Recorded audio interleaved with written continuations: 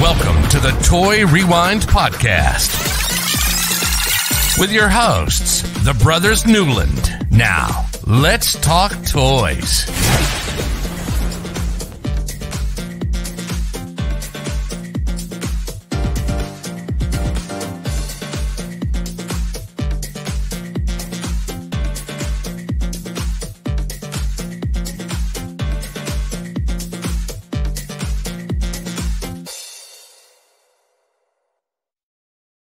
Boy, I think that intro gets longer and longer every time. Hello, everybody.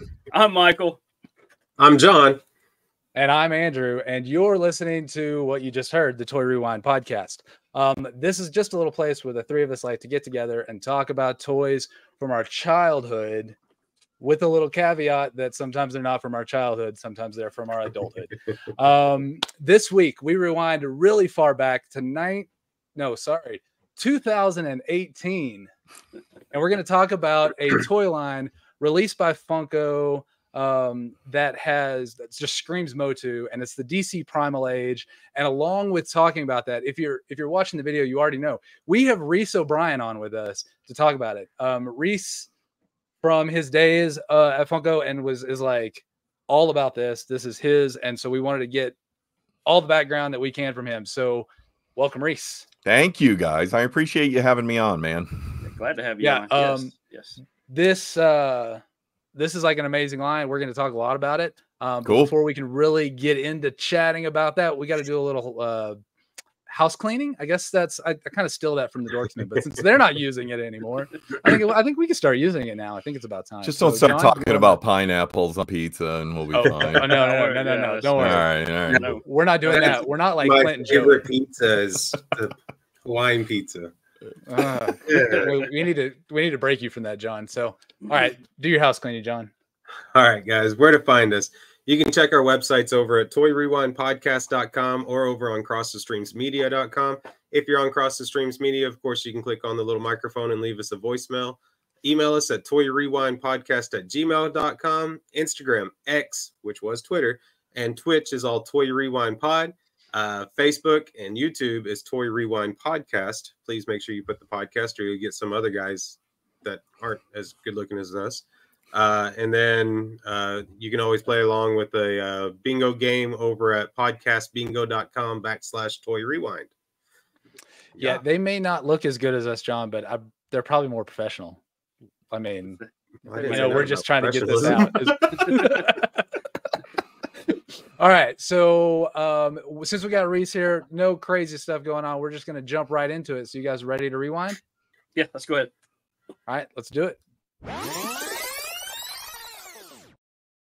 All right, so like Andrew said, we're talking about Funko's DC Primal Age line. So this came out in 2018. This is the newest line that we've ever talked about. I think what ours was the late 90s was the newest line we've talked about. So this is we did talk about Furby, which went into the early 2000s. Yeah, there was some other things we talked about that was early 2000s. That went all the way into the 2000s. Went into, but didn't start. Yeah. Right. So, it went into, but didn't actually start there. Yeah. Yeah. So, but this is one of the most recent lines we've talked about. So 2018, the Funko released this line. I think it was unveiled at the New York Comic Con as well. So it was that year, 2018, I believe.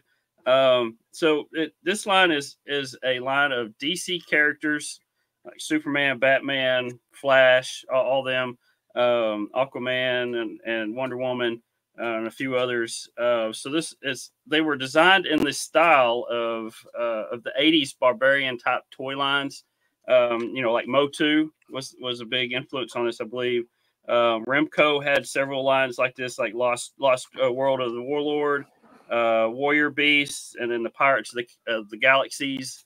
We've talked about those as well. They're all kind of influenced by the same style from that time period, the early 80s there. So this line actually consisted of two different waves. Had 13 figures. It had a play set. And the playset was a good size, big playset.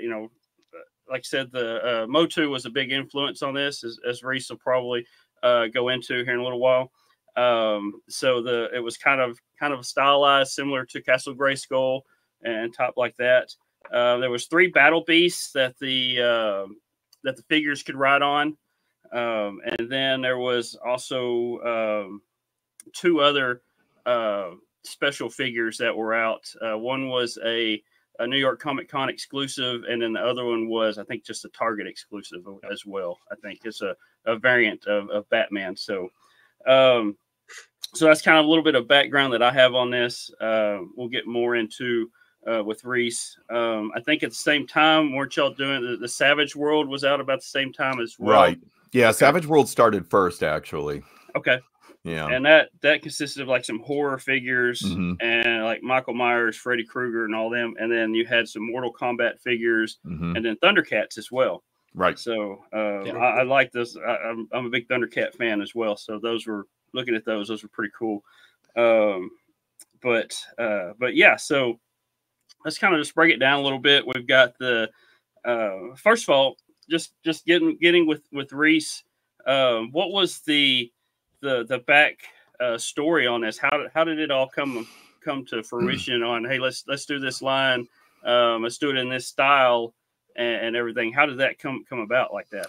Well, it actually goes back a bit further than 2018. I think maybe about 2014, 2015, somewhere around there.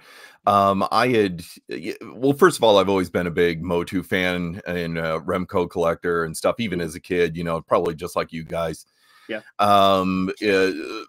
Motu kind of went off the rails for me a little after the first couple of series. So I kind of got away from that, but it was always like beloved to me. And so they were always in my head. And then I started following customizers on social media and mostly Instagram who were like making new figures and things like that. Zola World were doing their things. And I was like, well, wait a minute. Like, I feel like there's something here. Like, I feel like all of these dudes who are roughly my age that grew up with these big buff muscly action figures are starting to get nostalgic about it and have disposable income to blow on this stuff.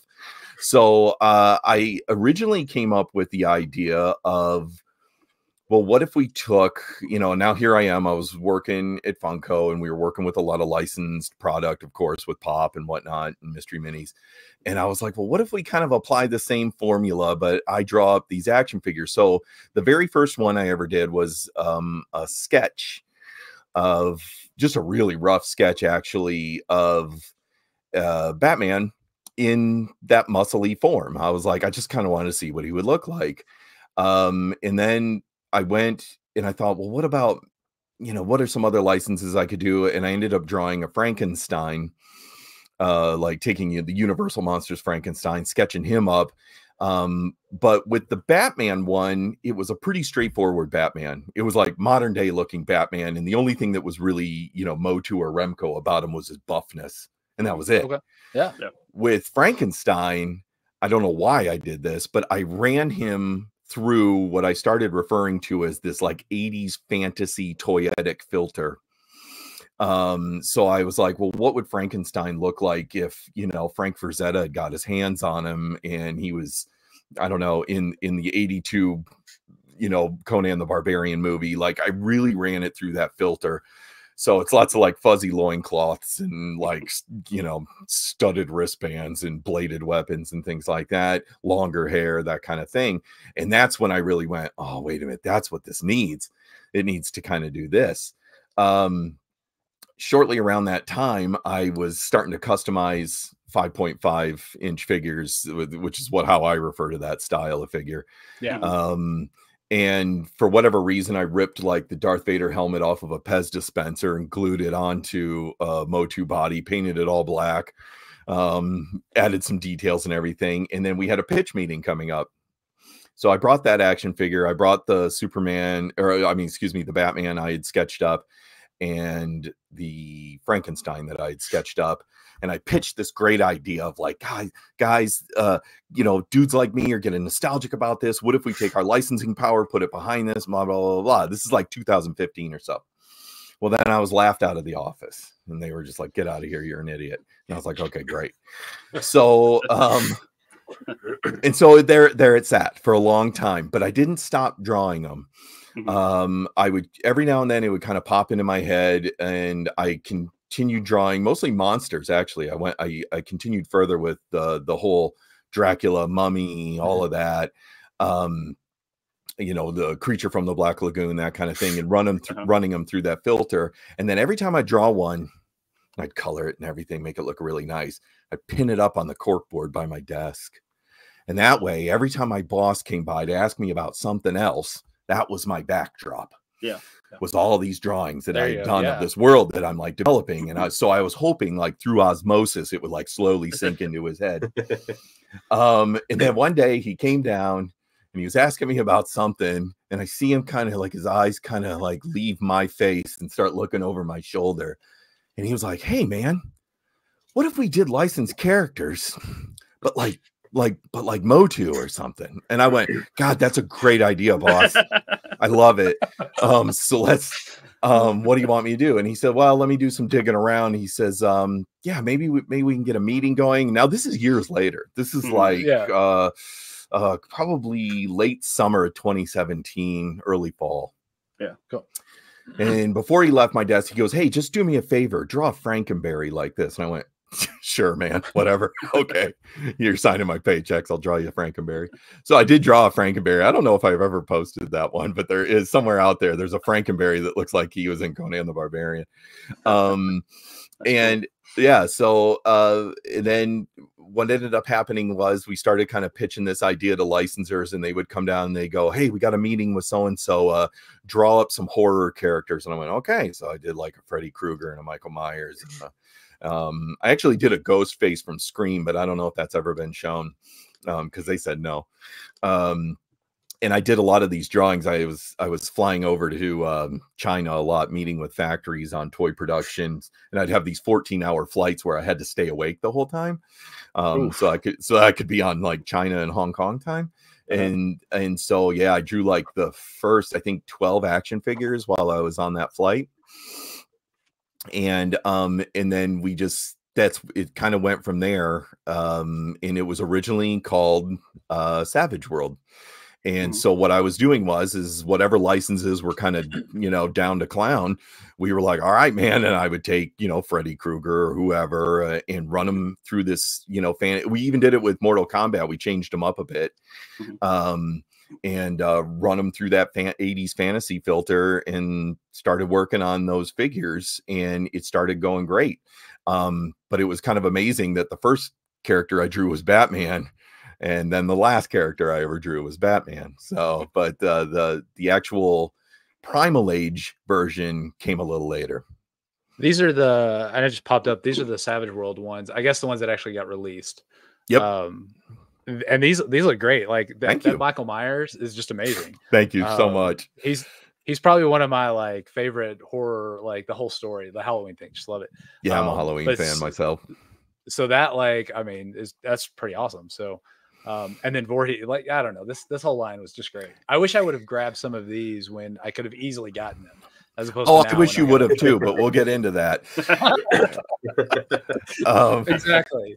And I had a lot of fun with those, like, you know, because I kind of it was, you know, it was kind of my baby, my creation, at least at Funko, you know. And but I don't want to lie, like, you know, I you know, the inspiration didn't come out of a void. Like, I was seeing these customizers doing really cool stuff. I wasn't copying anybody, but I was very inspired by how they were just kind of doing their takes on these things. I was like, well, all right, so I'm going to do my take. And I made weird decisions that I thought, you know, toy designers that worked for Mattel or Remco back in the early 80s would have made. So I chopped off Leatherface's hand and gave him a chainsaw for a hand. And I made Jason like Voorhees, like really gross and zombie like, and with bone exposed, like he was half rotting, like coming out of his chest. Yeah, you know, if you turn that figure around, I know you don't have one in person, but if you turn that figure around, his whole spine is exposed. It had rotted. Oh, so cool. Wow. Yeah, it's a rad figure. Nice. And then I don't know, this just may be me, because the whole Spider-Man thing or whatever, Freddy Krueger looks like goblin from just Yeah. maybe it's just the hood that he's got. Yeah, on. maybe. Well, they didn't have fedoras in this fantasy yeah. world, Yeah. so you'll see like in a lot of these, I would replace a lot of like hats and things like that with hoods and That makes cloaks, sense. That makes sense. and yeah, that kind of thing. Well, let's talk about the Primal Age ones. I know Yep. Michael's just itching to kind of go through Yeah. these, and we're Yeah. going to show them here. But we'll give a good description as we normally do with them as we get going. So, Michael, I think I have these in the right order. So, Yeah, I was You just looking go at with the Toy Rewind logo is right on the top, so it's covering some of them. But if you would have went by the way of my notes where I sent to you, so we should be fine. There you go. there you go. So we got Batman. He's your classic gray and blue Batman. He's got and like you said, he's in that barbarian type style. So he's got the furry underwear type thing. Loincloth. Yeah, the loincloth. yeah, loincloth. And He cape. does. I like he still has his little belt, his utility belt and all that. These guys being in that type of age, they don't have the modern type technology or anything like that. So he's got a sword, and you've got and the sword is. I like how all the notches and stuff are. I mean, it's he's used that sword quite a bit. Oh it looks yeah, like. yeah. Yeah. I took a page from like George Lucas's notes when he first made Star Wars. He told all the designers that were working on stuff that he's like he wants this to be a used universe. Things were already dented and rusty and gross. It's been around for a while. So I really wanted it to kind of look that way. Yeah, and the sword hilt's got the bat logo on it, and right there. I like how that is, and then he's got his. Andrew's got. So I've got these here. I was one trying right to there. show these specifically, the gold ones. Yeah, and the shield itself, I like how the bat logo is, and all that kind of stuff. It looks primitive. So, and one thing I've noticed in all these figures, Reis, you've done. They're all the little stitching and stuff across, like his cowl has the stitching around it. In the suits, a lot of them have stitching across some of the suits, and then you can see it in the boots and stuff like that with all these figures. It's the little details is what amazes me in these things. Good. I love that you noticed that kind of stuff because I'm the only person I knew of that kind of geeked out about that thing. Yeah, I do have a couple questions about Sure. Batman specifically. Sure. But before I show you this, I do want to talk about the way they're put together and the way they move. So they are ball and joint.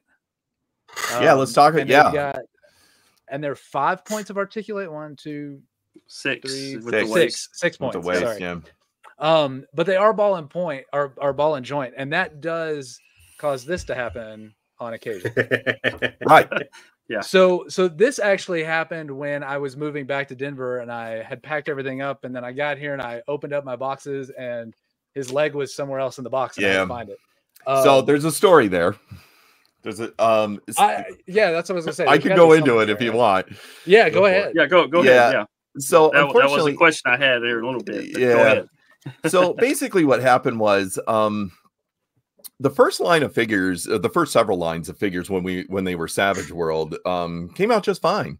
Then the last line that came out of Savage World, like horror figures especially, and the first wave of Primal Age that came out, what happened is first of all, let me go back. Like we wanted to not do the rubber band leg thing that like Mattel had done with Motu back in the 80s. And I was actually more inspired by Remco's solution to the hip joints. So I took apart some like Warlord figures and stuff, and we kind of like looked at how they did it and tried to improve upon it and stuff.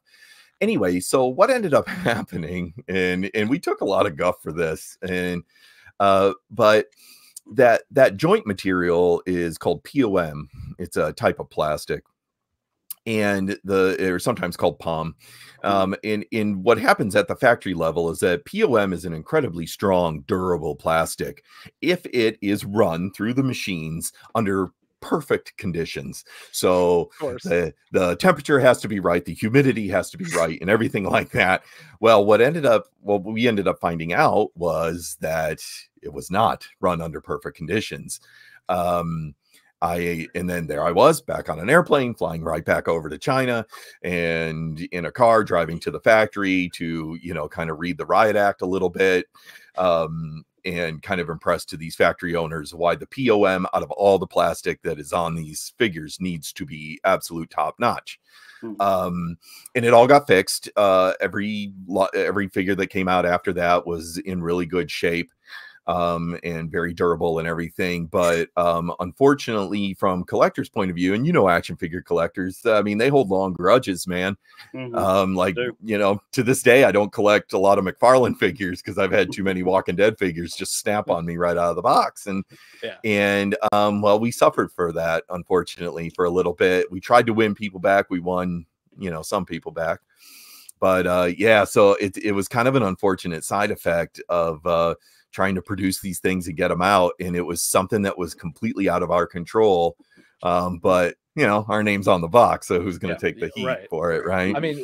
With this one, I was surprised, because it just pulled it out of box, and I just assumed something did just right in the move, and that POM was joint, pretty weak. The joint is there inside there, and it just broke completely off of the thing. So it was really heartbreaking.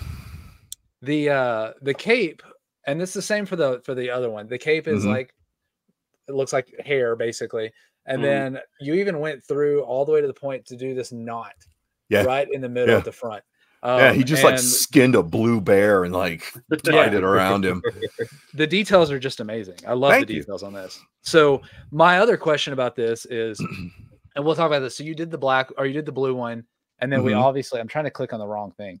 You obviously have the black one that Target wanted an exclusive, and I already had that repaint in my back pocket anyway. Oh, okay. Yeah. So that's what going to be my question: why the blue first instead of the black first, or either way? Mostly that was my personal preference. I just being a comic book nerd, and I grew up with the 70s and 80s Neil Adams and Jim Aparo blue Batman, blue and gray. And then so that's kind of how I wanted to kind of honor that. And then later I always managed to kind of keep that Dark Knight Returns black on gray, Frank Miller type of look in my back pocket. But I had that one already colored up. In the toy world, we love a good repaint. It helps us amortize our mold costs. Collectors have a love-hate relationship with them, but if you do it right, people are happy. I'm happy. I have both of them sitting here. Good. So, one's missing a leg, but he's cool. I know. I'm so sorry. Oh, it's all good. If you set him there correctly, right, and you don't touch the shelf, he doesn't fall over. So it's fine. It's all good. There you go. All right, Michael. All right. So next we have on my list is Wonder Woman. So this was actually the only female figure in the set that came out. Not the only one planned though. No. We'll get into that. But I do like her style is a lot different than you see the modern day type Wonder Woman. Again, we're going back to that Primal Age type thing. So I like that. The tiara's got the little nose guard that comes down over her nose. She's got her sword, and then the shield as well. It's got the big falcon on it, whatever that bird is on there for her. And then she does come with her lasso, lasso of truth. Oh, nice. I was actually just looking at that in that picture. Yeah, that's a separate piece. It's all one piece molded together. It's not like a real rope that unfolds, but it's just that one. But she's got a hook on her belt that it hooks onto and hangs there, or she can hold it in her hand or whatever. She's got a red cape as well. Now her cape does have a snap on the front of it, or something where it comes off, doesn't it? Yeah. Due to her hair. I was about to say, is that because of her hair? Yeah. The others, it's one piece all around. Yeah, it just fits right over their heads. Yeah. Yeah. So, but yeah, I like the stylized on her as well. So it's like I said, it's not like your modern day Wonder Woman, but it's but yeah, it looks really good on that. Okay, so next we got Aquaman. And I like this Aquaman. This is the 90s, the 90s style Aquaman, where he's got just one hand. The other hand is actually a hook. And he's the meaner looking Aquaman. It's not the 70s and 80s clean cut, nice looking. No, this guy's not talking to dolphins. This guy's like, this is the rough and tough one from the 90s.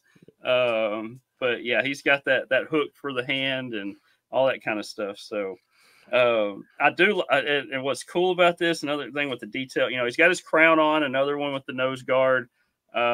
He's got his trident there.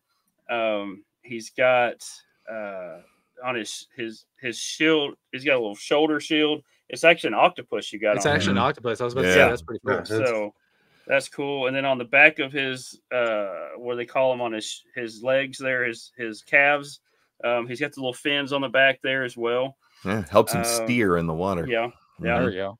And his sash is made out of like a fish net. It is a fish net. It's a fishing net. Oh, that's awesome. Yeah. I was looking through it. I'm all, that is. Looking at the detail, you can see the little net lines in there and everything. And then he's got a tooth, like a shark tooth or something around his neck on his necklace. That you can see underneath his beard there. But you can kind of see that. I love the head sculpt in this. He looks very Vikingish. Yeah, he's very. I kind of wanted to go old world. I was a little Norse inspired by a lot of these. That's why I split his beard like that and tied it in knots. I thought it was kind of cool. Yeah, that looks good. So next we've got Green Lantern. And I really like this Green Lantern. He's kind of modeled similar to Man at Arms from Motu. He was my Man at Arms in this series. Yes. Yeah. So and again, which makes complete sense. Yeah, because he can make any weapon he wants. Right. With his ring, he can do whatever he wants. So that makes complete sense. Yeah. And again, on his mask, he's got the stitching across between the middle and off the side around his eyes. He's got the stitching on the mask. He's got his armor. You've got this clear see-through material that looks like his rings actually is the construct from this power ring that he's making. So, and if you watch the cartoon version of him or in the comic book version of him, his ring, you can see through that on everything he does, makes out of that. So that's what you can see out of here. But yeah, he's got an axe and he's got a mace and he's got a shield as well. It's got his the Green Lantern logo on it, and then around his neck he's got the lantern, which is a little bit different than your normal lantern that you would see him carrying around. But it's on a chain. It's right around his neck. It looks pretty cool on that. I want one of those now. I want to wear one like of those life size, like just rocking that like bling. If you were like a hip hop star, that would be your bling. Looks like Flavor Flav or something. Flavor Flav's clock or something like that. Yeah. And I had to really guys, just sidebar, I really had to fight to get all these action figures to have more than one accessory, because that was one of my fondest memories when I first got He-Man when I was 9 years old, is that I was like, oh my God, he comes with 3 weapons. I was it blew my mind. I was used to Star Wars figures with the, Yeah. Yeah, I don't know how many Jaggies like this I have. Oh, yeah. Oh, it's the best, isn't it? Yeah, they're just all over the place. I know. I love Motu's weapons. I love Remco's weapons. And so I really fought hard to make sure they came with extra weapons. I was like, guys, this is an important aspect. And luckily I won that fight. Yeah. All the extra accessories now. There's one or two's got one or two items, and that's it. Some of these got 3 or 4. It's nice to have all those accessories on there and everything. So, but I think this Green Lantern, I really liked the way the Green Lantern turned out. Thank you. You just like him because he's green, Michael. But the next one, maybe so. The next one, I think this is probably my favorite. Oh yeah. My favorite character is this guy, just the way he looks. I've watched a few YouTube videos and stuff of other people talking about these figures, and some of them weren't too sure about this one, but I think this is probably my favorite one. I guess I don't know why.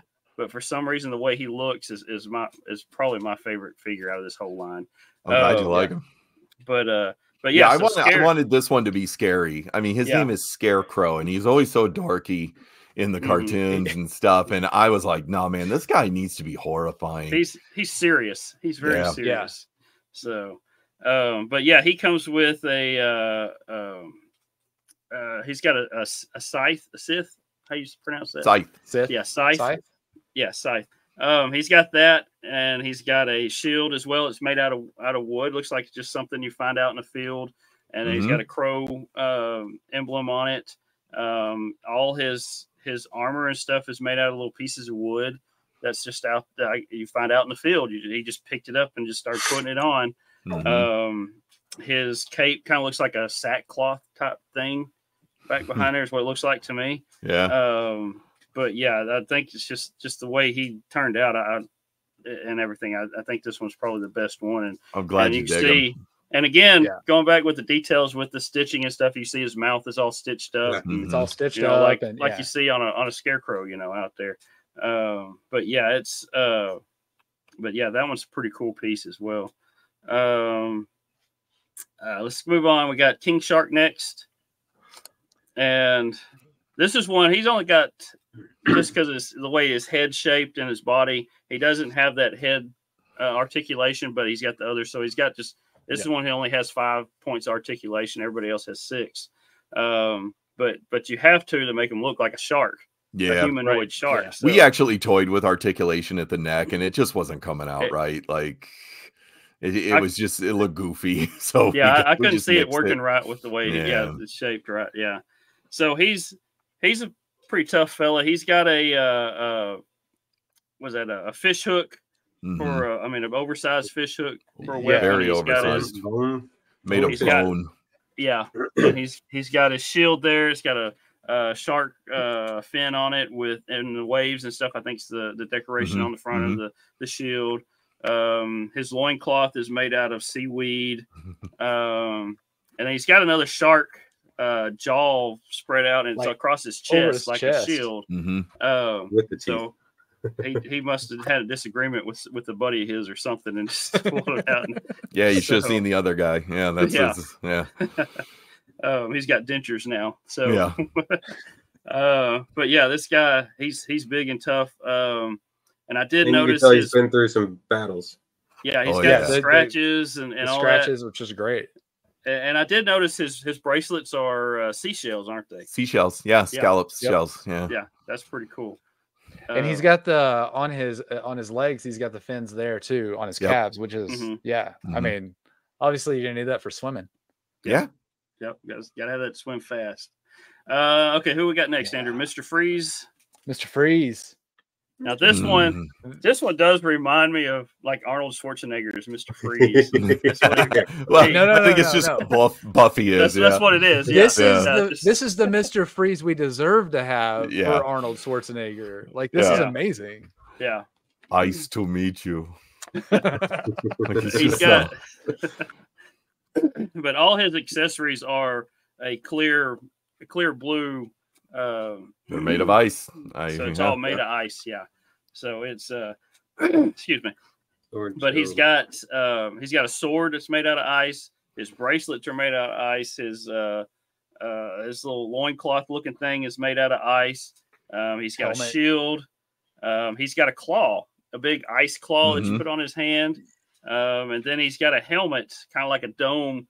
You see in the comic books or the cartoon, the animated Batman. He's got a dome that he keeps everything refrigerated inside of him. So the little helmet he's got kind of resembles that a little bit. I guess is what it seems like to me. But yeah, and it goes over his head up to his nose, and you guys little eyepieces and stuff. So, but yeah, he's a pretty good guy. He's got whatever it is that crosses across his chest. What is that called? I don't even know what it's called. But right in the center, in the center of it is a blue ice diamond looking thing. So yeah, it's nobody knows what that is, but like every barbarian wore one. He-Man's got it. He-Man's got it. Yeah. It's very Conan. Something that I grabbed from this, because this is another one that I get, especially from the head sculpt, the Viking kind of. Yeah, I definitely based his helmet on like old Norse helmets and stuff, which contrary to pop culture would, you know, have you believe they did not have horns. So I every time I see a Viking helmet with horns on it, I'm like, no, it's not I've accurate. heard that too. Yeah, not accurate. So I did look at like examples of like actual Norse warrior helmets and based a lot of the design of his helmet on that. The one thing I really appreciate about this one and Green Lantern is they don't have the same beard. So it's not like you guys tried to just use the same sculpt for the head to like save anything there. You've got two completely different things, and they both look amazing. And so I don't know, those details like that. I appreciate that. Yeah, again, things I had to fight for. They can't all have the same legs and head. Right. There's got to be some difference to them, you know. Yeah, different boots. Just make them better. Yeah. All right. On to, so next one, Andrew, this is probably your favorite one, isn't it? This is actually, I don't have this one. I just have the Batmans, but this is actually my favorite figure. Oh, I'm glad. I love the Joker. He is freaking amazing. This was a weird one. When I was just like, God, I remember being on the airplane drawing these. It's so weird. But yeah, I had a lot of fun with this guy. And I tried to put a lot of little Easter eggs in him, like with the wilted flower on his quote unquote lapel, and how like the ha ha ha is carved into his chest, it's scars. Yeah, it was pretty disturbing, I thought. And there's a lot of J's. Like I made the handles and the cross guards on his knives and his whole axe. If you turn it upside down, it's a J. Yeah. It's a J. Yeah. And so, and then I hid like playing card symbols all over him, and it was a fun one. His shoulder guard's got the ace, the spades, and the diamonds, and all that. I was trying to imagine like if a court jester like went bad, like went wrong. You accomplished it with this. This is an amazing. Thank you. And on the shield, his shield he's got a square shield, and it's got a Joker's head on it. Is what it is. So it's kind of so kind of a jester type Joker. Yeah. So all right. So we've got two of the to finish out wave one. We've got two more figures. It's the Battle Beast. So you came out with Ace the Bat Hound. Yep. I was like, well, what's Batman going to ride on? And I went, oh, Ace. Yeah. Might as well. And Ace is amazing. Yeah. And if people don't know, like back in the comic days, I mean, I guess they bring Ace back every now and then, but starting in the 50s, Batman had a dog named Ace. And sometimes it was a Doberman Pinscher and sometimes it was a German Shepherd.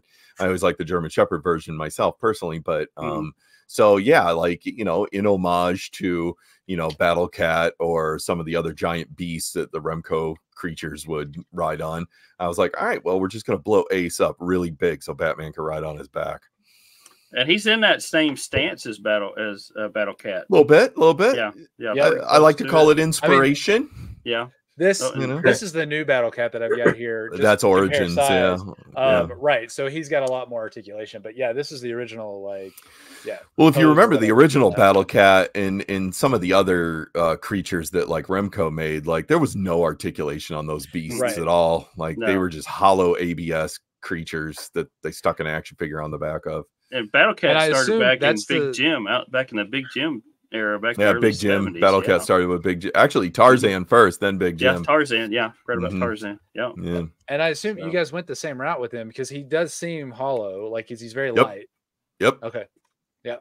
I wanted some I wanted some authenticity. I wanted that homage to be very clear.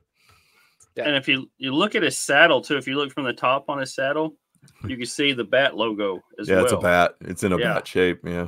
So if you flatten it out, you can see that. Yeah. That's awesome. That's a detail I didn't even know. Thanks, Michael. Thanks, Reis. I like these details like that. So I see the details and I'm all, that is so cool. So, but yeah, then we have the Joker Beast is next. Yeah. Now, Joker Beast. Out of the three, Battle Beast, I think this one's probably the coolest one. Joker Beast is awesome. It makes zero sense. I'll be the first to admit it. I was originally going to put him on the back of a hyena. But I don't know why. I just wanted this. I wanted this big grinning lizard mouth. So I kind of was looking at like Gila monsters and things like that as my inspiration.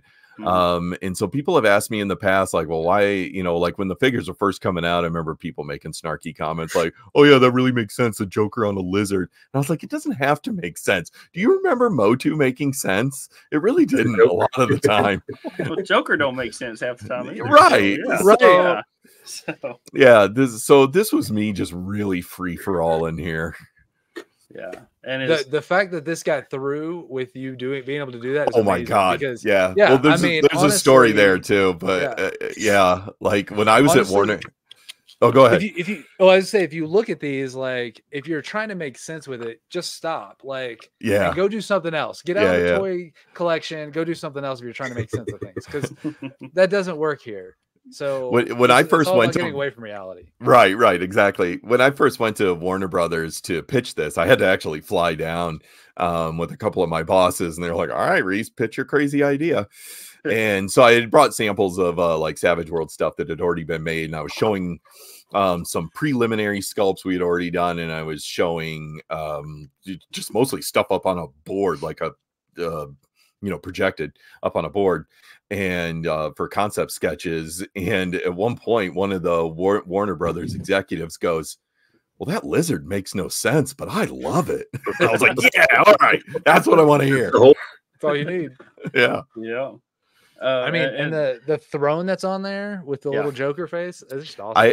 I thought a throne was befitting of the Clown Prince, who is very arrogant and thinks very highly of himself. Of course, yeah. All like right. me. No, I'm just kidding. No, I mean I like that. I like that. Okay, so let's skip on to wave 2 real quick. Okay. And then we'll get to a couple other things. So wave 2 consisted of the Flash here. Hold on, Michael. Before we start talking about the figure specifically, the cards that these come on are all pretty much the same. The only big difference is they have the name on it. Did you do the card art coloring? The card art. That's the art. I can't even think of the word. I was like, what's the word? I had originally, no, I mean, it takes a village to make all this stuff. Like, like I say, it's my baby, but really, I just mean like kind of how I kind of sketched up the idea, got the flavor for everything and the concepts for the actual figures themselves. But really, like, I needed to rely on far more skilled artists than myself to really give this a sense of authenticity. And so I did a rough sketch up of the logo and passed it on to one of my coworkers, a brilliant illustrator named John Skews. And he dialed in the logo like beautifully. And then the actual background artwork was, oh my God, I'm going to forget his name. I'm being a total jerk right now. And I'm kind of, what was it? Oh God. Anyway, oh God, I'm sorry. He'll probably never hear this anyway, but he's doing great things. But we had some illustrators down at Funko South that really had that kind of old school comic book style dialed in. And a couple of the guys, like, they did a lot of the box art, like, so you see those.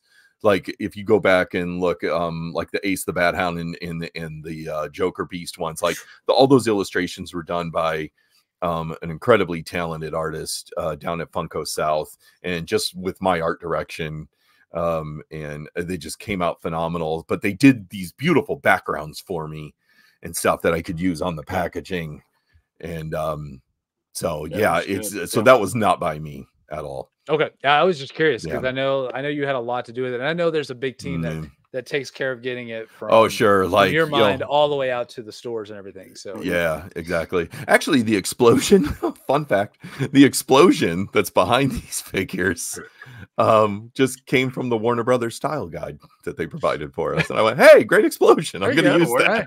And they were like, sweet. Yeah. Approved. All right, so we're looking at the Flash right now. So we're on wave 2. This came out in 2019, if I'm right. I think you're right. Yeah. Yeah. So the Flash, he comes with he doesn't come with but just one accessory. Yeah. So he's got now his sword there. Yeah. So was that a weird noise that I heard? Sorry. No, my headphones are making like weird noises at me right now. Who knows? So now we're on to wave 2 though. So this is kind of where I started to lose battles with how much plastic got used in wave 1. So that's why you're going to see like less weapons and things like that. Okay. Yeah. So his sword is, that's the way it works. Yeah. His sword has got it's shaped like a lightning bolt. So that's pretty cool. And then he's got, I guess he's got a full suit on, but he doesn't have the sleeves. He doesn't have the sleeves on there. Yeah, I don't know why I made him sleeveless. I just thought it looked rad. I feel like this would be Barry Allen. Yeah, right. No sleeves there. Yeah, no sleeves, and he's got across his head piece. It's got the lightnings over his ears, and it's a whole kind of a tiara, or not even a tiara, but a crown type thing. Yeah. I wanted it to be look a little bit like armor. Yeah. So that's pretty cool. And he's got. I did notice he's got some, and I didn't notice the others. They may have that, but on the bottom of his boots, he's got the little. I gave him extra tread. Yeah, tread on the bottom because he's a runner. I mean, he's a runner. Yeah, he's gonna have that. Yeah. So, all right. So who's next? We've got Superman. Superman. This is my favorite character. But I do have one question on Superman. Oh, let me guess. It's why is he missing a hand? Yeah, exactly. Yep, that's the one I heard the most. So he's got a shield. He's got his cape. And then he's got a mace for his left hand. Yeah, that's correct. So that's what I want to know is why did we go with the mace on his hand? That's so around the time when wave 1 was wrapping up, at some point during the Warner Brothers meeting, they were like, dude, you know what we should do? We should make a comic book of this. And I don't know if you guys saw that, but so we ended up, I flew down again, met with Warner Brothers, and Jim Lee was there of DC Comics fame. And we ended up there was a whole bunch of people, writers and everything there. And by this point, I had already had wave 1 of the toys samples there, and I brought them and everybody was playing with them on the table. It was great. And they were kind of talking about the comic, and they were talking about who they would get to write the comic, and they ended up getting the legendary Marv Wolfman, who is a hero of mine. Yeah. And so they said, are there any notes about this world that you want us to know? And I said, sure. So they took down a bunch of notes, and I said, one of the things is that I want Superman's hand to be missing, because I wanted people to be like, wait a minute, like, he's Superman, he's indestructible. like what could possibly have removed his hand? And they said, oh, that's a great idea. We'll show it, but we won't say anything about it until the second issue of the comic. I said, wonderful. I love that idea. Well, there never was a second issue of the comic. One issue. Yeah. Right. So it actually never got answered. But it is tied into the reason Lex Luthor is missing a hand as well.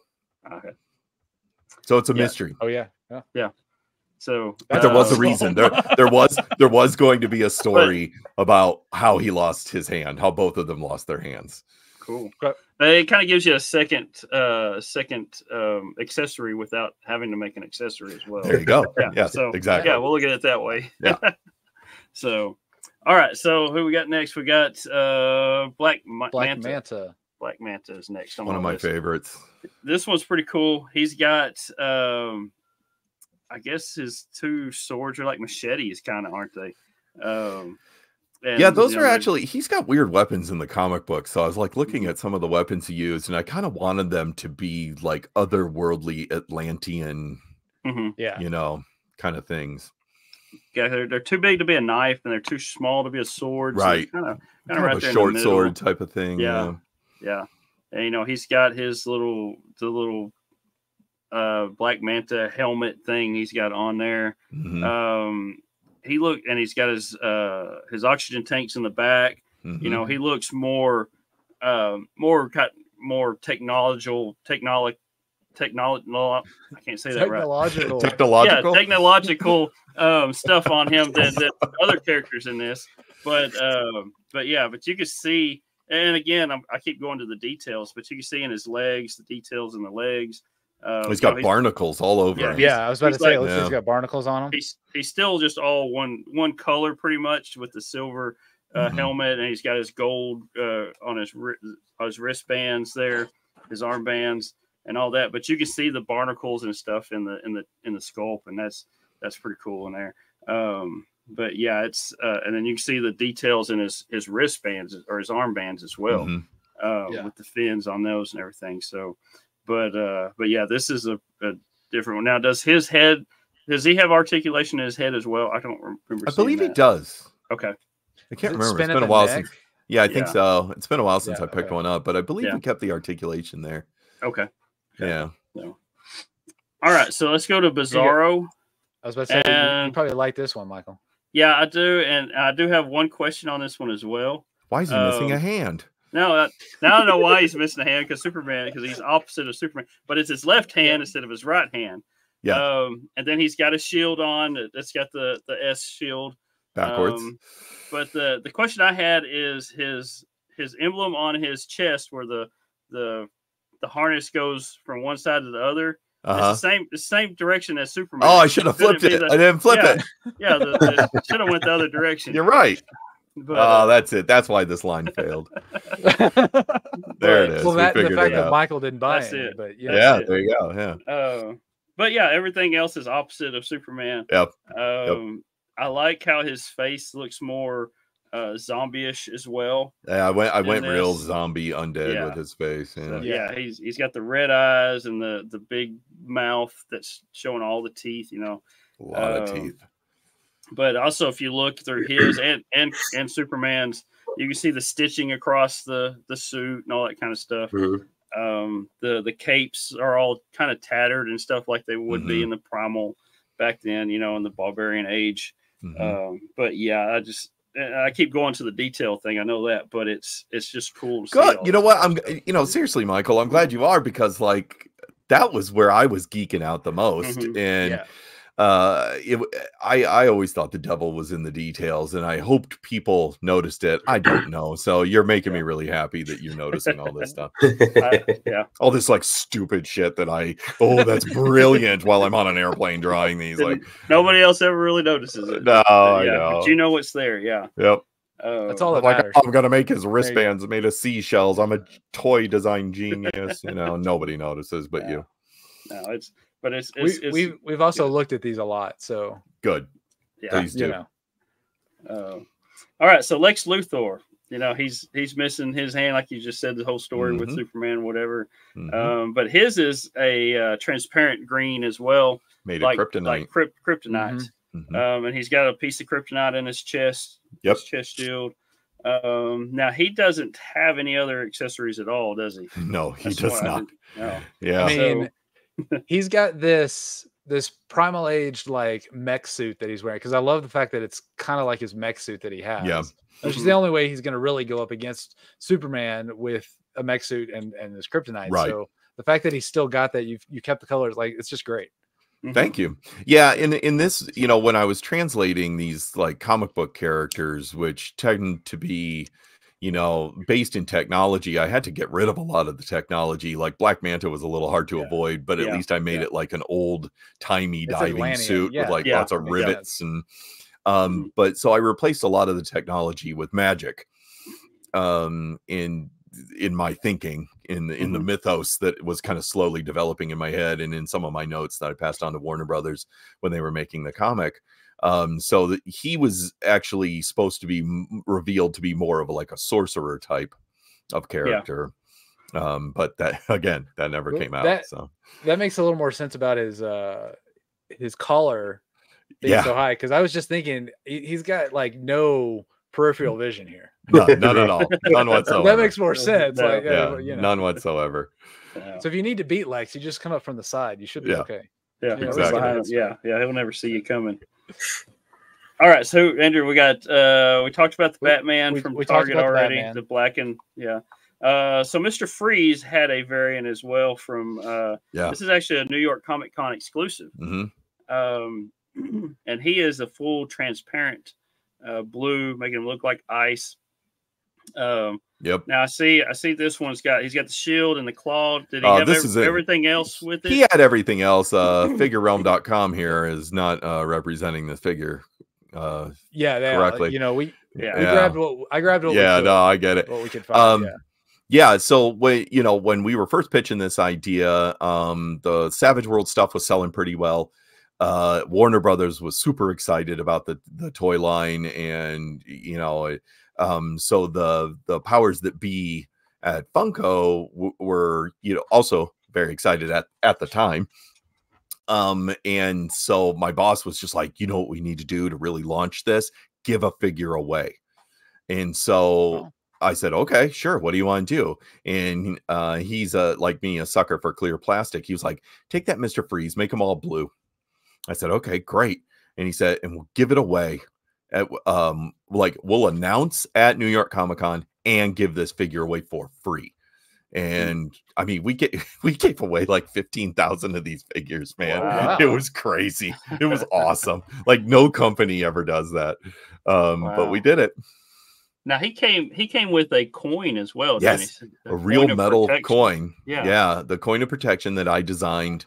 There's actually like a secret code written into it. It's pretty trippy.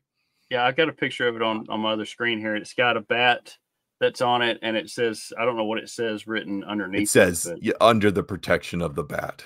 Okay. So this was a coin that you would be given by Batman in this world. To let ne'er-do-wells know, you don't mess with this person. This he's cool with Batman. So if you mess with this person, you're gonna deal, you're gonna have Ace's bite mark in your ass. Yeah. So that's a cool piece right there. So we got one more. We got to talk about crypto. We haven't talked about crypto yet. We got to talk about crypto. So crypto is a remold and a repaint. It's the same mold as Ace. He's all white. Yep. And we know crypto is white anyway. Yep. In the comics. Now he's got a looks like a collar that's made out of like a gold colored collar, and he's got, and attached to that is his cape. And you've got it shaped right in his back where the cape kind of dips down, where it kind of sits like a saddle for like a saddle cloth. Yeah. So, but he's got the reddest eyes. They're very red. They're extremely red. Like he was gonna he's fixing to do his X-ray vision. Yeah, do his shoot lasers out. Yeah, it's the same mold as Ace, but Crypto looks so much meaner. Because of the red eyes. Yeah. It's the red eyes. So. Yeah. So, but okay, so that's all the figures there. Let's talk real quick about the Bat Cave. Oh yes. And this is I honestly, when I saw that this was coming out, I was like trying to get one, could not find one in the store. And then before we started recording, you said they had them at Big Lots for like $20. Yeah, at one point, man, people were like sharing them online, going, "Oh, well, I got mine at Big Lots for $20." I'm like, "Great, wonderful, thank you." I want one of these to go with my Castle Grayskull I have down here, so that I can put the two sets of figures that I have together and kind of mix them all in together. Yeah, man. Now this is the same. It's the same size as the original Castle Grayskull. A little bigger. I believe it's a little bit taller. It's a little bigger. Yeah. I think it's got the little horns on top where it's shaped. If we're looking at the front of it, you can see the bat face is kind of like a skull type face. Yeah. I guess that's where you're getting Castle Grayskull vibes. A little bit. From it. And then wrapped around it is the wings, and the top of the wings have the little horns or the little claws that are on top of the wings of the bat. And then you have little pillars by the door and on top with the little blue flames on it. That's kind of a transparent as well in it. Transparent plastic. And then you have the door. The door opens up. It's not like a drawbridge or anything, but it's just it's like an iron gate, a little iron gate. And then the back of it, there's not much detail. You see some rock stuff, but I did notice. Going back to the details, you've got a little lizard on the bottom. Did you notice the lizard? And that looks like the Yoda. Is it Dagobah system? Yeah, Michael, so your attention to detail is amazing, dude. Like, seen. So that was my favorite playset as a kid, was the Dagobah playset, and I loved that they sculpted into like just the side of a rock was a lizard, and I just thought that was brilliant. And so I had the sculptor that was working on this. I was like, just add a little lizard right here, and she was like, "What?" And I was like, "Yeah, just trust me." Yep, just do it. So I did notice that, and it didn't catch me at first where it came from. But I saw that lizard. I said, I know I've seen that somewhere else before. And it finally dawned on me. It was that set. That's my homage to the Dagobah playset. Yeah. So that's pretty cool. And that was a cool section. You had all kinds of things molded. I'm telling you right now, like nobody noticed that. Nobody noticed that. Oh, it just got a picture of it there. Yeah. Yeah. Here's that detail that we can pull it up and so you see it, and you can see it. Like I don't know how people wouldn't notice that. That is great. Like I haven't seen the back of it, but yeah, that is awesome. Let's just add a little lizard, please. She did. All right, so we'll open that up. We'll just talk about the inside of it real quick. One side's got 2 different levels. You have to get to that second level, you have to have a ladder. So the ladder is made out of like a skeleton backbone. Yeah, it's like the spine of a dragon. Yeah. Okay.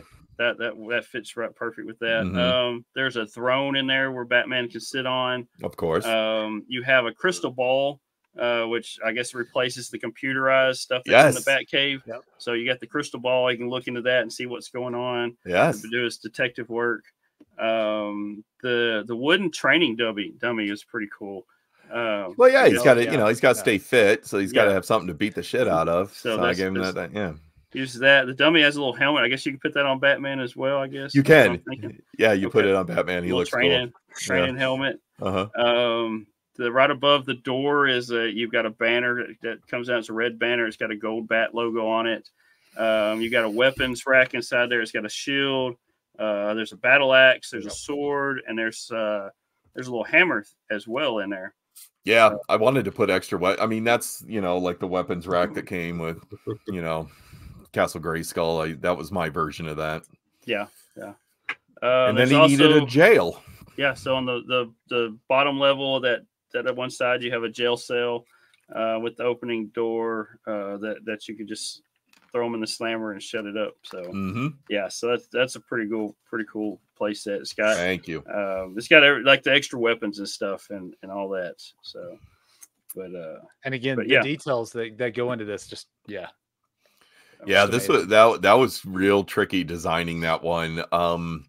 I actually did a real rough sketch of kind of what I wanted it to look like and then handed it to cleverer people than myself and was like, it's rough in my head. This is kind of how I want it to look. And luckily the other artists that worked on it really came up with just knocked it out of the park as far as I'm concerned.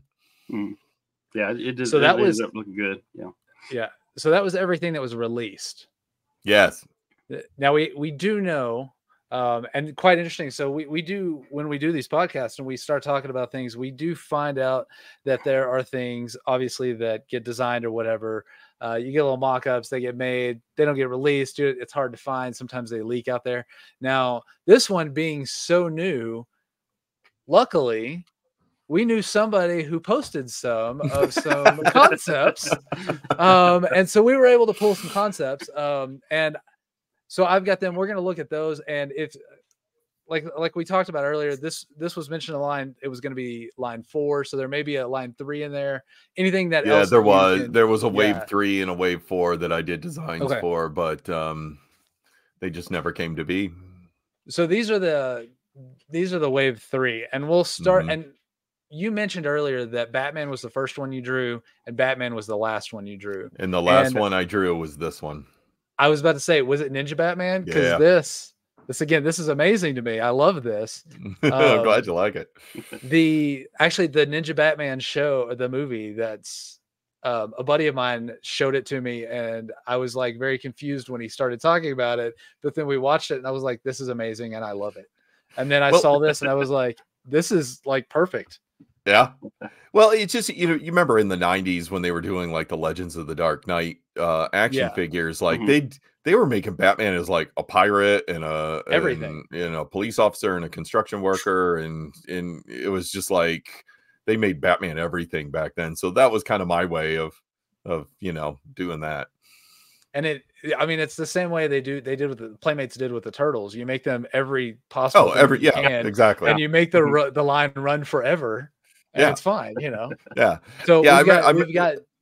Go ahead. Oh, go ahead. Well, I was just gonna say, I remember somebody at one point was kind of worried. Like they brought up in a meeting, they were like, "Okay, this is going well, and orders are pretty strong and everything, but like we've already done Batman, and now we can't do Batman again." And I went, "Are you kidding me? I can redo Batman over and over and over, like in all new ways and costumes and gear, and I'll do scuba Batman. Don't worry, we'll be fine."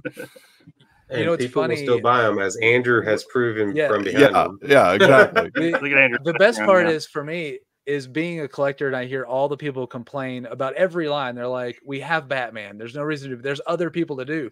But Batman sells every time. But I can never find Batman in the stores. Yeah. I'm like, because everybody's buying up Batman. Him, if you stop buying them, they'll stop making them. But you know, please don't stop making Batman. No, but still, like, don't complain of it. It's all good. So So we had Batman. You've got the ninja stars on his belt, which I think are awesome. He's got these kind of look like katanas to me. A bit. A little more. Yeah. So more of that. And then the nunchucks. Like this is, I don't know. I love this. I want one of these. It never got sculpted even. Like didn't even get that far. Oh, wow. I'll just paint one black and be like, all right. Like I think the day I finished drawing this one, they were like, "Yeah, we're canceling this," and I was like, "Oh, that's sad." Yeah. So all right, so we'll move on to Cyborg. Cyborg. I can only imagine the idea of this is that he can easily switch out his arm, right? I was imagining. Again, I had to take all technology and make it magic based. So I was imagining this as a liquidy, amorphous, like Spider-Man's black symbiote suit, that would pour over him and form whatever it is he needed at the time. So that's what I was kind of imagining with this.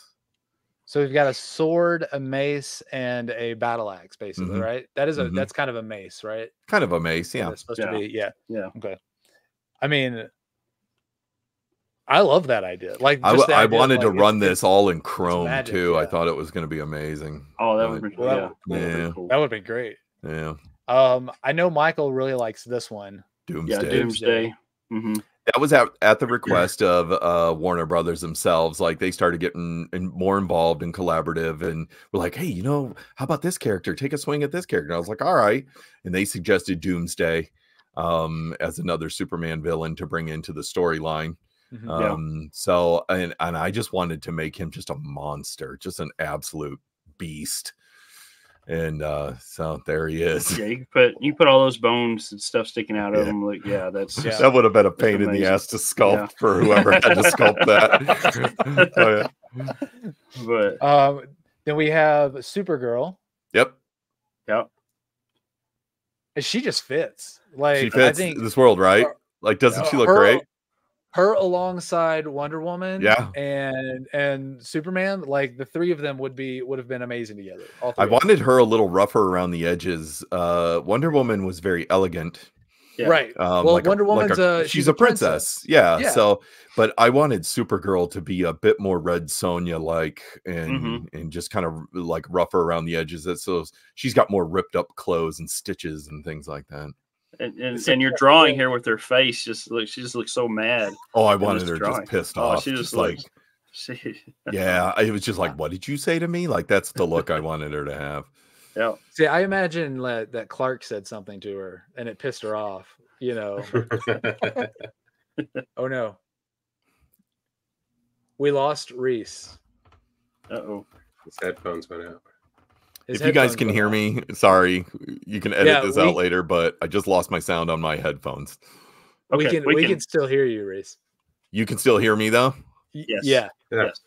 Oh wait, you're back. So- Okay. Oh, we're Okay. back. Oh, good. So the headphones. Oh, that was Um, weird. Huh, The weird. This might cut don't out worry. again. We have technical difficulties on this show all the time. Okay. Sorry. It's No, nothing new. The details of like one sleeve being ripped just a little bit more than the other one, Oh yeah. like I think that's awesome. Mhm. All right, let's move on to Cheetah.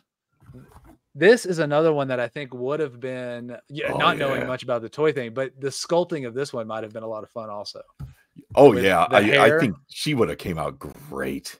Yeah. Oh, this is breaking my heart. This is what happens though. It's like you pull these from my Twitter. Like occasionally I'll just be like looking through my iPad and I'm going, oh yeah, I drew that. Screw Yeah. it. Let's show people. You know. Well, as a fan, I appreciate being able to see things that we Good. might not have been able to get, but I'm like glad. still seeing a bunch Yeah. of the art is just amazing. So Yeah, what then we've got could have Clark been, yeah. Clark Kent as a blacksmith. Correct. There were And no actually- reporters back then. I felt No reporters. so. Yeah. So I thought making him a blacksmith. Now he was only going to come with the Fortress of Solitude playset. That was my Yeah. original plan. I like the fact that he's got these goggles things because you kept that, like the fact that he puts His his glasses glasses. on, right? Yeah, And if you got exactly. So he's got these goggles on, and to be honest, I didn't actually notice that Superman didn't have a hand. Oh, But I you thought he knew was that- like holding these in like Well, you thought I knew Clark was missing his hand here because I could tell his hand is Yeah. missing, but I didn't actually pay that much attention to Superman that he was actually missing the hand. I thought he was holding the mace. But then Nope. now that you said that, I was like, oh, that makes much more sense about Clark having Mhm. the Hammer. Yep. hammer or the The Anvil. mace and the other one and the anvil Yeah. one. Yeah. so that I was like, that And the makes a lot hammer. more sense. But this is great. Like this is like his everyday, Yep. alter ego. Yep. That's him. And then since you mentioned it, here's the idea for the Fortress of Solitude. This is you as had. far as it got, actually. This was my first swing at it. It's very rough. Yeah, I wanted like if I could tell you a little bit of the behind the scenes, like on the Batcave, like I got in a little bit of trouble with how expensive that thing came out because I made, I wanted it really big and I wanted it to come with a lot of the gear and stuff, Uh-huh. So I got chewed out a little bit, but that happens in this business. It was part of my job. So I tried to come out with more of a mid-level play set here. And so I was trying to kind of figure out a fun way we could switch him from Clark to Superman. And then I looked at the old 50s and 60s comics of the, for ideas of what he used to have in his Fortress of Solitude. So that's why you see like the bottled city of Kandor Yeah. and like, the kryptonite storage and things like that. I like the idea of the key and having that as his Right. turn because that's Yeah. always been kind of, there's a key to the Fortress of Solitude. Yeah. Mhm. And then, he's all the crystals. It's just great. So you having that key, having that be what you turn to flip Right. him around. Yeah. Right. Great details. Thanks. Yeah. Like that. And then we'll step back to the Tiger Shark, which is So funny thing about this Tiger Shark is that this was actually sketched up for wave 1.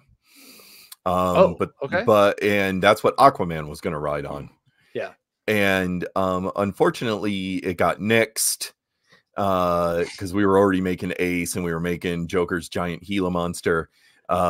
So I went, well, all right. And then I figured if we brought it back up in like wave 3 or 4, then we would have been okay. Yeah. Again, he's got like a saddle on and he's got a horn on his head. Like this is lots of fun. I could have had a lot of fun with this one. Yeah, it would have been a good one.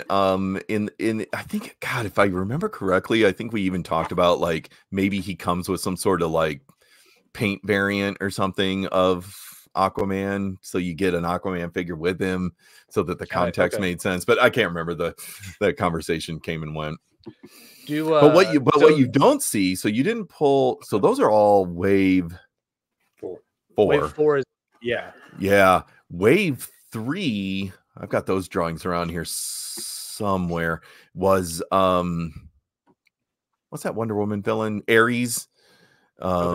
He was in there. There were some others. I'm drawing a blank right now. but there were some others that were going to come out in wave 3. And actually what I think, because at this point, nothing was really set in stone what was going to be wave 3 and wave 4. So I think you've got some of the figures from what eventually was going to be wave 3. Because I remember Cheetah was going to be in wave 3. It was going to be real Wonder Woman centric. Okay. Wave 3 was. And then, so Ares was going to be in there, and Cheetah was going to be in there. There was going to be some other stuff going on, but definitely the Clark Kent in the Fortress of Solitude was wave 4. And God, you know what? The Reverse Flash I did a bunch. I can't even tell you how many I did. Oh, I did Robin. I did Nightwing, but I don't know if I've ever posted those. Yeah, those are really cool. Yeah, I don't know if I ever did. I don't see nothing's coming. I know. Up when you do a Google search. I can't remember what I posted, what I haven't. That's all good. You know, these. I will say these are some of my, like, I don't know. Michael being a little bit older, he grew up a little bit more of the motu. I remember it. I remember the show. I remember it was a lot of fun. I have a couple of things, mostly the new stuff. And then, but bringing out like DC, because I'm a huge Batman fan, this just brought it back into me to be like, oh, like I want these because they're freaking amazing. And like the size, so that I can get them and play with them together. And right. We'll make Damien happy and say there Skeletor. There you go. Skeletor. So he's got it. There you go, Damien. Well, you mentioned Skeletor and the Flash. The Flash. And the Flash. The Flash. So like just the idea of this, taking like the DC line, and I think I have the comic. I got a stack of comic books over here somewhere. I think I have your comic book under there too. But taking that and then running them through this motu, like, and this 80s filter, like, it's just so much fun. Yeah, and you can it was a good time. Yeah, I had a lot of fun with it, but I mean, there were various things behind the scenes that played into why it petered out. That I won't and can't go into, but there were also things that, you know, just I kind of wonder about timing. But maybe we were a little too early. And yeah, I just because I remember at the time, like, motu really wasn't doing much at all. There wasn't a lot of motu product out there. No, there wasn't at the time. No. Yeah, and I was hearing rumors through the, you know, toy world that, you know, they had already come off you know, motu classics and thing, you know, and the whole like Scott Knightlick bullshit, you know. So that was kind of and so I was like, well, hey, no one's really doing any like real 5.5 stuff. Let's like kind of do this. And then I saw a video from Toy Fair, and I saw, or maybe it was from PowerCon or something like that, and there was some like Mattel talking head that brought up Primal Age, and God, it was a little salty about it. Like, well, it's kind of our turf, and I'm going, well, you're not really doing anything with your turf. Yeah. You know, and is it their turf? I mean, there was Remco, and like currently there's Zolo World and all these other companies doing you know, 5.5 stuff. So I thought it was fair game, honestly. But then you know, and then a year later, Motu Origins is announced.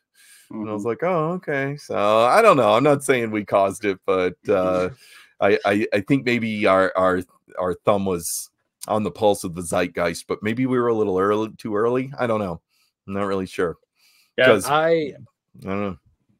And they were only I think you're right on time.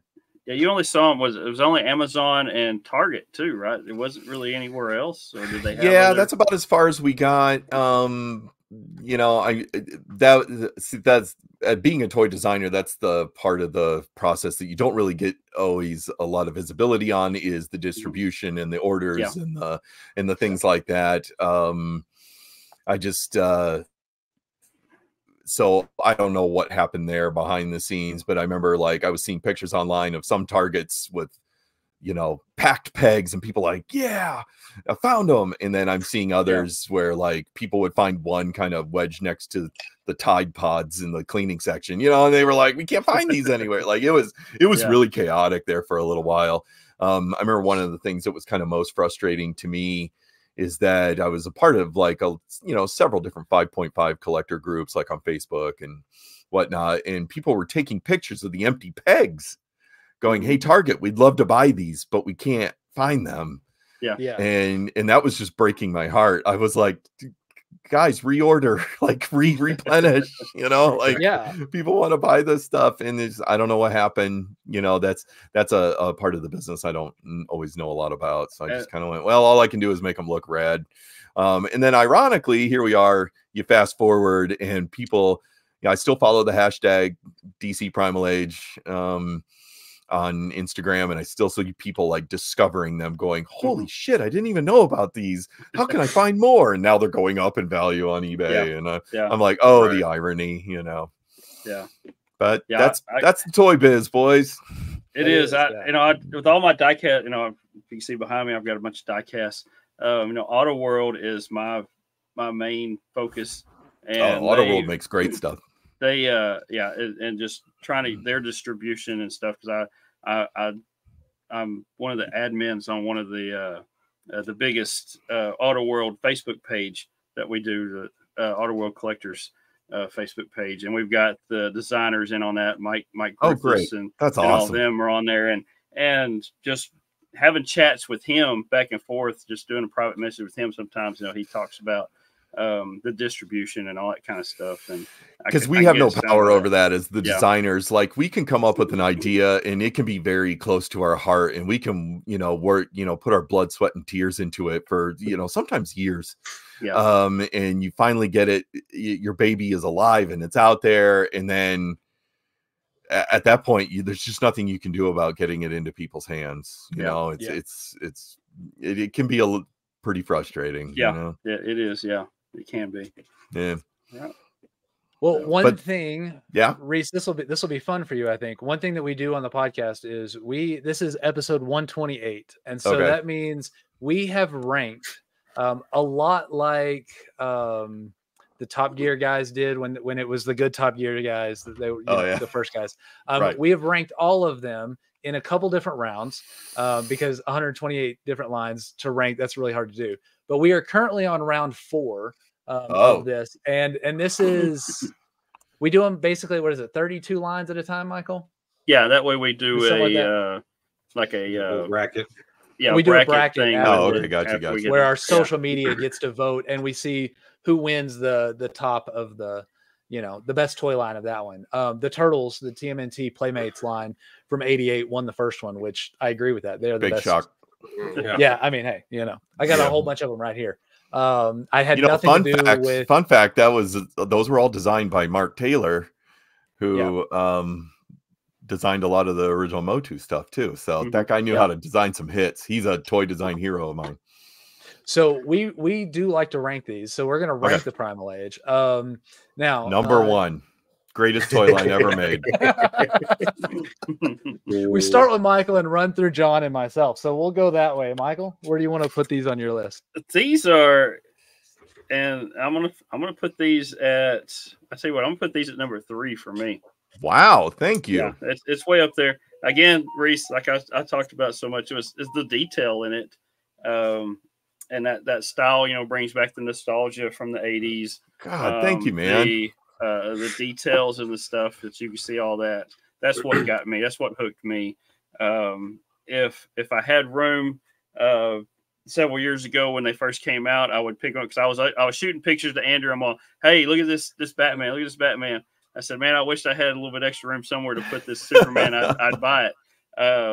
But no, I was heavy into the diecast stuff. So I get it. I just didn't We've all got to pick our poisons. Yeah. I didn't know you were supposed to have room before you bought it. I just thought you were supposed to buy it. Just buy it. I didn't think I thought he bought several Supermans already. He doesn't have room for. So. Yeah. I've got now the last year or two. Yeah, that's kind of grown a little bit with my Transformers as well. So number 3, I'm gonna put it at number 3, behind the Atari and Mego World's Greatest Superheroes. So that's wow, that's an honor. That's some powerful company. John? That's amazing. Your turn, so with mine, I'm gonna put it at number 4 and knock down Street Sharks. I like these a little bit better. What? Wow. And I didn't have Street Sharks either. They were something Andrew had, but I mean, I've got Pogs above them. Game Boy. Pogs are legendary. Number 1. So those are pretty legendary toy lines. Yeah. I'm a little surprised you have Pogs above them, John, but I did not expect. I was going back and forth 3. on that, but I expected 3. Really played with Pogs a lot at school during that time. Yeah. Pogs were So they were a cultural connected movement. to 'em. Mhm. They were, which doesn't make sense. It's weird, but they're still freaking amazing. It's We all bought weird shit when we were kids. Yeah. So my fandoms being Turtles with the Playmates line, and then like I love the Street Sharks coming out of that, everything like that.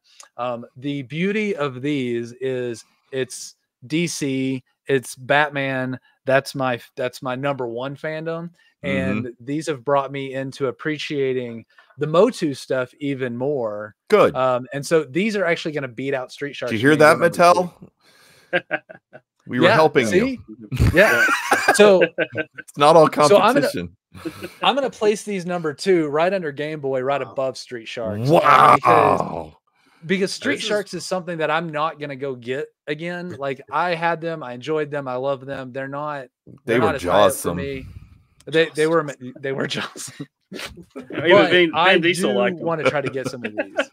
Good. So go get them. Go to eBay. So these They're are getting more and more expensive, apparently. Yeah, that's the problem, is trying to find them now. So those are going number 2 on my well, list. those are man. Thank you guys. That's great. Awesome. I can't even believe I made that list. I'm just happy I beat out like Stone Protectors or whatever that was you had on there. Were those trolls? They were like troll warriors. Yeah. I remember that. You definitely beat out Mangalore. Yeah, and there, John's got one. Oh, there he is. Stone Protectors, all right. Look at that though. Look at that body shape. You see that? Like everybody was doing that body shape back in the day. Yeah. That's awesome. But I was actually able to pick one up for my collection as we were talking about them. That's amazing. That's incredible. As Michael said, you definitely beat out Mangalore. I don't know if you even know what Mangalore is. Oh, I know what Mangalore. Dude, I know my toys. I know what Mangalore is. He did not go back together. That was no, never. The toy the worst one ever. Goes right back. You rip his arm off, and now you have a ripped off arm. Right. It doesn't work. So, but yeah, anything else we want to add about these guys except for the fact that they're amazing and go find them? And yeah, they shine brightly but quickly, but they're still out there. I still think they hold an interesting little spot in the world of toy history. And I you know, despite my heartbreak over how it ended, or more specifically, just how quickly it ended and how soon it ended, it's still a highlight of my career. And that's amazing because, like I said, if you had come on and said, "Hey, I did these, and you know, it was fun, but you know, whatever," but I can see these were how my babies. dedicated I you loved were them. to these and everything, and which is amazing. I love that. Yeah. Because they're amazing toys. This leg is just. I mean, I know. I'm so sorry about that. It wasn't our fault. It's humid in China. I don't even blame them. I blame the box moving. It's all it just shifted. I should have packed it better. That's exactly how it goes. There we go. It's all my fault. It's all good. No. Well, Reis, we do appreciate you coming on. Oh man, thank you for having me, guys. This was fun. I forgot to turn our Toy Rewind logo back on. Just like somebody forgot. Yeah, there you go. We want to make sure they know who we are. I'm trying to think where I'm at with every. If you were listening at the beginning, remember to check out all of our social medias. Look for Toy Rewind Podcast. And again, if it looks like 3 idiots are running it, you probably found the right place. Yep. Be sure you follow our socials. That's where we like to post and remind people about episodes. We're going to be repping some of Reis's stuff. I know he's releasing a lot of stuff outside and doing crazy. John has a Beetlejuice, not a Beetlejuice. I don't remember what his name is. What's the type? Ghost with the most. Oh, you got one. Yeah, so he's got a Beetlejuice. I have a Booman right here. Thanks to Andrew. So I had to go. Oh, nice. Oh, you got Booman? So, yeah. So I've got a Booman. That's fantastic. And he's got. Those are great. I'm looking forward to. And then Michael's not going to buy anything from me until I start making tiny ghosts out of die-cast and putting wheels on. Well, actually, Michael Michael wanted an Indiana Jones. Good luck. Right. Jesus. And right. Yeah, good luck on that. And I'm also going to try to grab a Beetlejuice, a Ghostbusters when it comes out. I'm excited about that one. So these that one Link where it was another one I wanted. And well, think yeah, you I'm looking actually at got a your. I think you got a message from my wife about those. Oh yeah, maybe. Yeah, I might have.